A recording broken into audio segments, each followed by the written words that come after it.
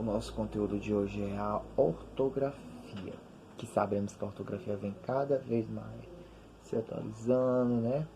Então temos que ficar sempre ligados à ortografia. Então vamos começar. Aqui eu preparei um slide e eu vou passando aos poucos e falando, explicando para vocês, tá bom? Porque depois dessa pandemia, todas as nossas aulas mudaram, a forma é bem tecnológica, pelo celular, pelo computador, videoaula. Então vamos fazer essa videoaula sobre a ortografia para os alunos do EJA, tudo bem? Então eu vou começar aqui mostrando o slide para vocês e explicando aos pouquinhos para vocês poderem acompanhar, tudo bem? Vamos lá. Pessoal, eu vou ler aqui para vocês o slide que eu preparei, tá bom? E explicando aos pouquinhos para vocês. Então vamos lá. A ortografia estuda a forma correta de escrita das palavras de uma língua, do grego orton, que quer dizer correto. Então isso significa correto. Já se diz, a ortografia já se diz o nome, que é algo correto, que por sua vez significa escrita.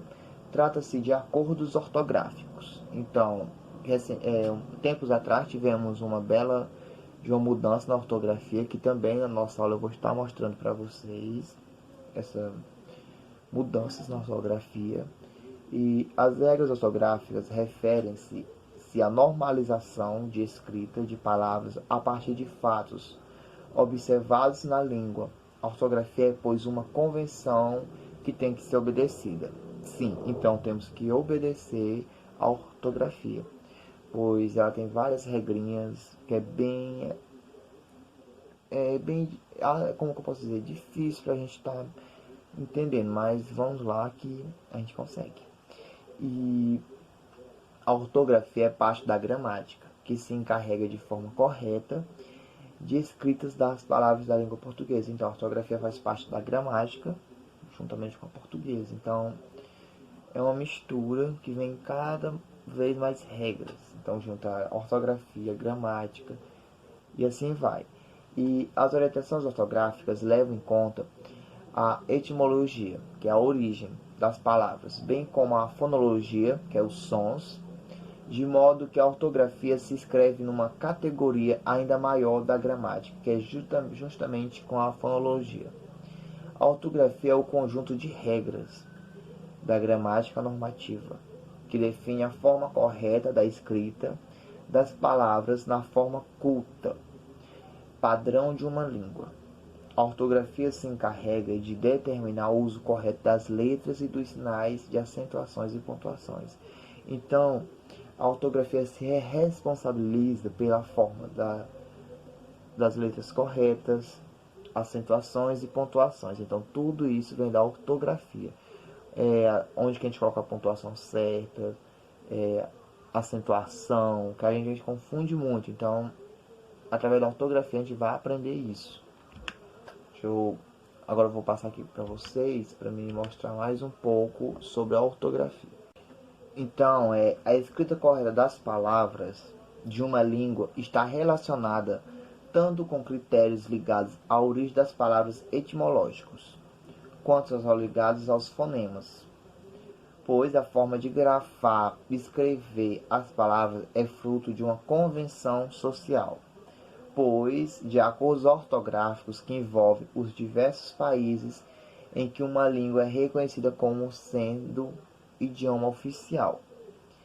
Quando falamos sobre ortografia, ele é preciso também refletirmos a respeito de acordos ortográficos, sim, pois temos os acordos ortográficos e vamos saber quando foi realizado a primeira vez, que os acordos ortográficos envolvendo países cuja a língua portuguesa representante o idioma oficial, pois o primeiro acordo que foi realizado foi em 1931, e faz muito tempo, né, pessoal?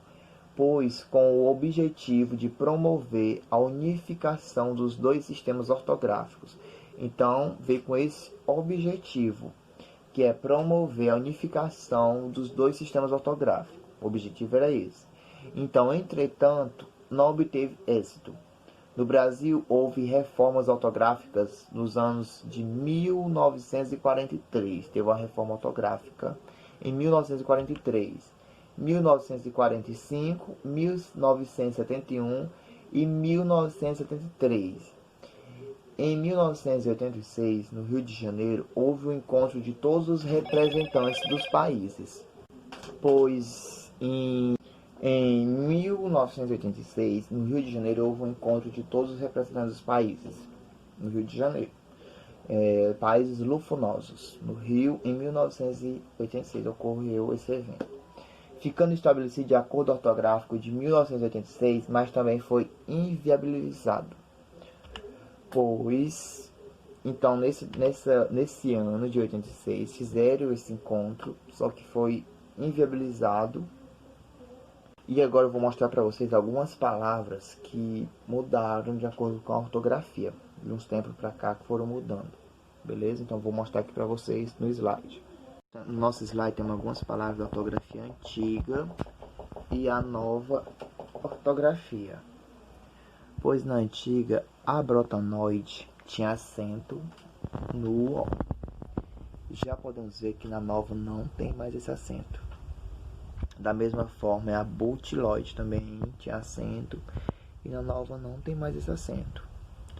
A catoide também tinha acento, agora não tem mais. Então a catazoide também não tem mais acento. A caroide também não tem mais. Olha só, aixa de armas, a separação das palavras, agora também não tem mais. A soteia continua. Acroleico, com esse acento, não tem mais. A cateia tinha acento, não tem mais. Actinoide também não tem mais. Esse açúcar de madeira com essa separação das palavras também não tem mais, com as barrinhas. A sutiboia, a cutiboia também não. A cutiboia com M, timboia, também não tem mais acento. Adenoide, adenoide sem acento. Areoide, aeroide, também continua sem acento. Aftoide com acento, também está sem. Então, gente, podemos ver que todas elas não tem mais acento, separação. A única que continua da mesma forma é a soteia, que com C cedilha permanece ainda, mas o restante todas mudaram, como vocês viram. Agora, gente, vamos para uma que a gente sempre tem dúvida, pois é o uso do porquê. O porquê separado, o porquê acentuado, o porquê separado com acento e o porquê junto sem acento. Então vamos agora saber onde usamos. Então vamos lá. Na língua portuguesa existe 4 tipos de porquê. Esses que eu já falei para vocês, que são empregados da seguinte forma: o porquê separado, utilizado em perguntas. Exemplo: por que não voltamos para casa? Então, o porquê separado, ele é utilizado para pergunta. Utilizar esse porquê aqui separadinho para usar em pergunta, quando for uma pergunta. Como vimos o exemplo: por que não voltamos para casa? E o porquê junto, quando devemos usar? Utilizado em respostas. Então, olha o exemplo: porque agora não temos tempo. Então, o porquê junto vocês vão usar quando for uma resposta. Ó, porque agora não temos tempo. Junto, em resposta. E o porquê com acento é utilizado em perguntas nos fins das frases. Exemplo: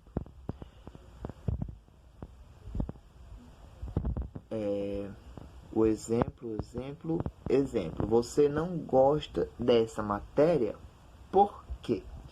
Então, quando vocês forem utilizar o porquê em final de frase, ele é separado e com acento. Entenderam? E o porquê junto com acento, ele possui o valor de substantivo e indica o motivo, a razão. Exemplo: gostaria de saber o porquê dele não falar mais comigo. Então, nessa situação que vocês vão utilizar esse porquê. Então, vamos mais um exemplo. O porquê separado é sem acento é utilizado no início das frases interrogativas, diretas ou no meio, no caso de frases interrogativas indiretas. Então, mais uma explicação de onde vocês devem usar o porquê de vocês, separado. Então, assim utilizamos o porquê em perguntas ou como pronome relativo com o sentido de porquê e pelo qual. Por que ele não voltou mais? Por que isso é tão caro?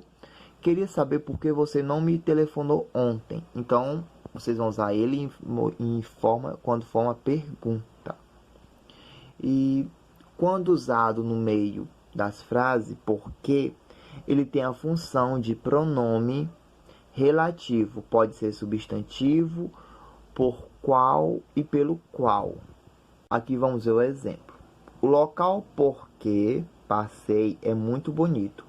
O local por qual passei é muito bonito. Então, podemos observar o local aqui e a diferença.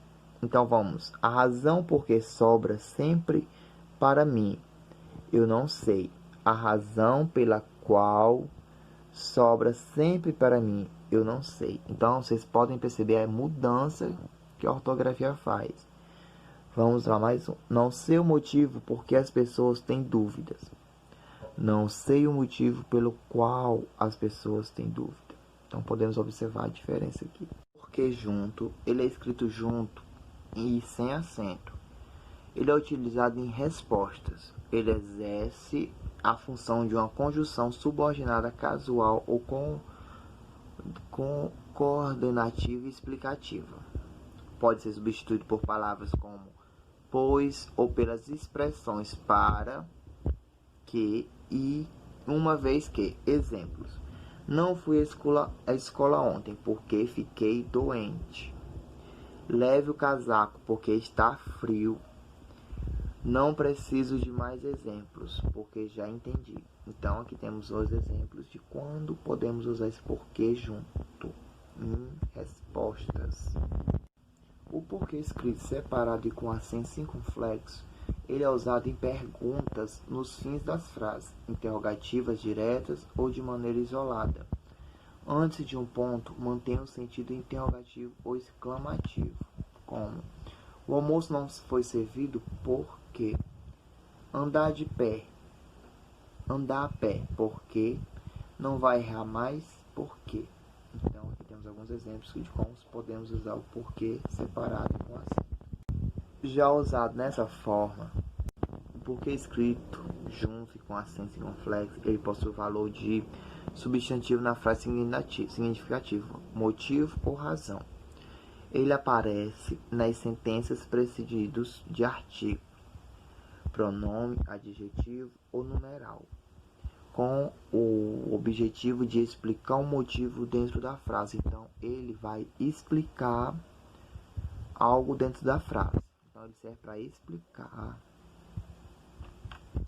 Como não foi explicado o porquê de tanto barulho na noite de ontem. Então, está usando aqui em questão de explicação. Querer entender o porquê de isto está acontecendo. Você pode me explicar o porquê de tanta gente complicar algo fácil? Então, aqui está um exemplo do porquê junto e com acento.